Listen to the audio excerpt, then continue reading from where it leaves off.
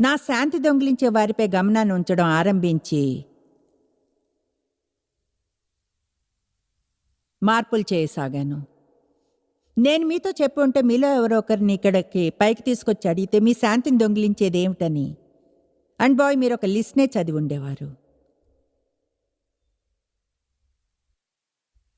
కనుక మీరు ఒక లిస్ట్ వేసుకోవాలి, మీరు ఒక లిస్ట్ని వ్రాసుకోవాలి, మీ శాంతిని దొంగిలించేవి ఏమిటని. అలాగే గుర్తించాలి అపవాదికి వాటిలోని ప్రతి ఒక్కటి ఏమిటో తెలుసని. నేను చెప్పే ఇష్టమైన వాటిల్లో ఒకటి, అతడు లేచేది మిమ్మల్ని అప్సెట్ చేయడానికి. ఎందుకంటే శాంతి లేదంటే శక్తి లేదు. అర్థమైందా? శాంతి లేదు అంటే అర్థం శక్తి లేదు. ఇప్పుడు మీకు చిన్న కథని చెప్తా. గత వారాంతంలో వేరే సభల్లో చెప్పా, అయితే తాజాదే, అర్థం ఉంది అందులో కనుక మళ్ళీ చెప్తాను. చిన్న బోధన, ఎప్పుడైనా టీవీ స్టూడియోలో చేసే బోధనల్లో ఒకటి, తక్కువ మంది ప్రేక్షకులతో. కొన్ని వారాల క్రితం విత్తడం కోయడం గురించి. అయితే దాని గురించే ప్రత్యేకంగా ఆర్థికంగా విత్తడం కోయడం గురించి మాట్లాడలేదు. కేవలం విత్తడం కోయడం మన జీవితంలోని ప్రతి ఏరియా గురించి చెప్పాను.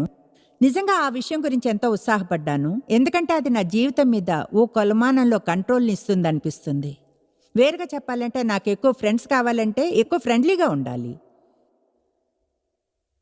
ప్రజలు నా పట్ల మంచిగా ఉండాలనుకుంటే నేను చేయాల్సింది వారి పట్ల మంచిగా ఉండడమే. కనుక అది దేవుడు మనకిచ్చిన మంచి విషయం. మనం ఎప్పుడూ మనం కోరుకున్న దానికై వెయిట్ చేయాలనుకుంటాం. నాకు కావాల్సింది ఏమిటో ఎందుకు ఇవ్వవు? అయితే దేవుడు అంటాడు, నువ్వు ముందు కొంచెం విత్తాలి, తర్వాత కొంచెం కోయగలవు. నిజంగా నాకు అది ఇష్టం. దయనివ్వండి, దయను కోయగలరు. న్యాయాన్ని విత్తండి, తీర్పు ఇవ్వబడుతుంది. అది జీవితంలోని ప్రతి ఏరియాలో పనిచేస్తుంది. ప్రజలకు హెల్ప్ చేయండి, దేవుడు మీకు హెల్ప్ చేయడానికి ప్రజల్ని ఏర్పాటు చేస్తాడు. నా బోధన అయిపోయాక జింజర్ నేను మాట్లాడుకుంటున్నాం. నేను నిర్ణయించుకున్నాను, నేను దీనికి ఒక పరీక్ష పెడతానని.